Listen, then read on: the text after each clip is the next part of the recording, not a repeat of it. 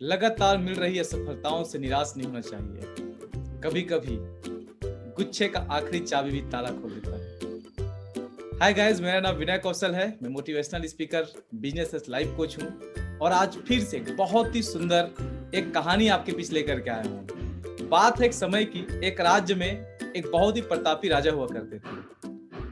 उनका परचम, उनका यश देश विदेश में छाया था। इस कारण अलग अलग देशों से बहुत सारे सैलानी विदेशी उनसे मिलने आया करते थे। एक विदेशी सैलानी उनसे मिलने आए और उनकी राज्य की खूबसूरती, उनके मैनेजमेंट, उनका न्याय व्यवस्था को देख करके बहुत प्रसन्न हुए और तोहफा में उनको बहुत ही सुंदर एक पत्थर भेंट करके गए। राजा ने भी उस पत्थर को देख करके बहुत खुश हुए, बहुत आकर्षित हुए और अपने महामंत्री को बुला करके उन्होंने आदेश दिया कि इस राज्य में जो सबसे खूबसूरत नक्काशी करके जो भी शिल्पकार होंगे उन्हें भगवान विष्णु की मूर्ति बनाने की आज्ञा दी जाए और यह मूर्ति मुझे सिर्फ 7 दिनों के अंदर में चाहिए। और जो बहुत ही खूबसूरत शिल्पकार इस मूर्ति को भगवान विष्णु का जो मूर्ति बनाएंगे उन्हें 50 स्वर्ण मुद्राओं से नवाजा जाएगा। उसी राज्य में एक बहुत ही प्रसिद्ध, बहुत ही गजब का शिल्पकार हुआ करते थे जो पत्थरों की बहुत ही बारीकी नक्काशी करके बहुत ही सुंदर मूर्तियों का निर्माण करते थे। महामंत्री जी उनके पास गए और सारी बातों को उनको बताए कि बहुत सुंदर हमारे राज्य के राजा जी को भगवान श्री विष्णु जी का मूर्ति चाहिए और बहुत ही शानदार, बहुत ही अप्रतिम मूर्ति बनाने वाले शिल्पकार को 50 स्वर्ण मुद्राओं से नवाजा जाएगा।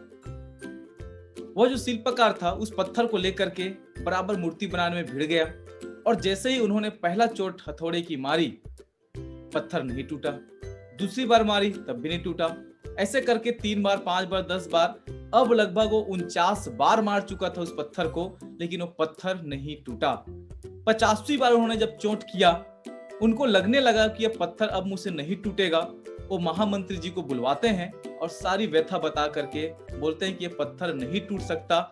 इससे मैं क्षमा चाहता हूं महाराज जी से कि मैं वो अप्रतिम मूर्ति का निर्माण नहीं कर पाऊंगा।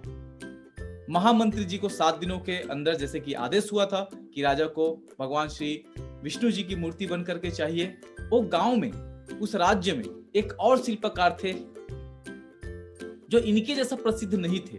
उनके पास पहुंचे और उन्होंने उसको देते हुए वही शर्तें उनके बीच भी रखा कि हमारे राजा को बहुत ही खूबसूरत मूर्ति चाहिए भगवान श्री विष्णु जी का, वो भी 7 दिन के अंदर। उन्होंने सहर्ष इस शर्त को स्वीकार लिया और उन्होंने ये भी बताया कि बदले में इनाम के रूप में 50 स्वर्ण मुद्राएं मिलने वाली है। जैसे ही उस शिल्पकार ने पहला चोट उस पत्थर पे मारा हथौड़े से, वह पत्थर 2 टुकड़ों में टूट गया और कुछ ही दिनों में वह शिल्पकार बहुत ही खूबसूरत, बहुत ही अप्रतिम भगवान श्री विष्णु जी की मूर्ति बना करके राज दरबार में हाजिर हुआ। राज दरबार में राजा ने उस बहुत ही अप्रतिम, बहुत ही खूबसूरत उस मूर्ति को देख करके बहुत ही खुश हुए और उस शिल्पकार को 50 स्वर्ण मुद्राओं का पुरस्कार मिल गया।